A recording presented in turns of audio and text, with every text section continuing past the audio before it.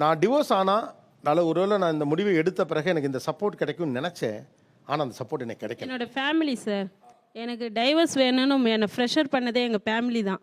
அவன் வந்து அவனுக்கு விவரமும் தெரியல, வேலைக்கும் போகல, நாங்கள் பார்த்துக்குறோம் உன்னை, நம்ம வீடு இருக்குது, நானே அவனுக்கு ஒரு வீடு தருவேன், இது எதுக்கு அவங்ககிட்ட போய் நீ வாழ போகிறேன்னு என்னை டைவர்ஸ் கேட்கும்போது எல்லாருமே என்னை ப்ரெஷர் பண்ணி தான் கொண்டு வந்தாங்க.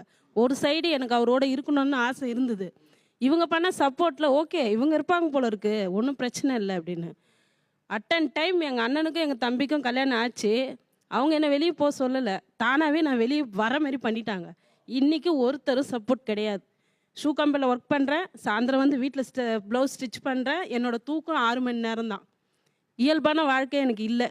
அதெல்லாம் நான் வந்து அவங்க சொன்னதுனால பண்ண தப்பு இன்றைக்கி என்னை ஓவர் ஹார்ட் ஒர்க் பண்ண வச்சிடுச்சு. அப்போ அந்த முடிவு எடுத்தது நீங்கள் தவறுன்னு தான் நினைக்கிறீங்க? டெஃபினட்டாக சார்.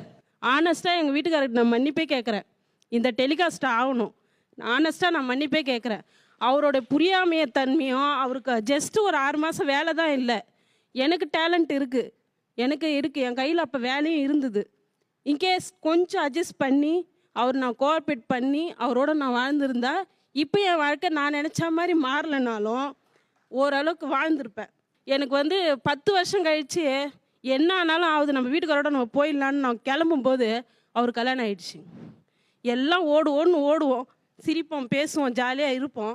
ஆனால் நைட் ஆகும்போது தான் அந்த ஃபீலிங் இருக்கும்.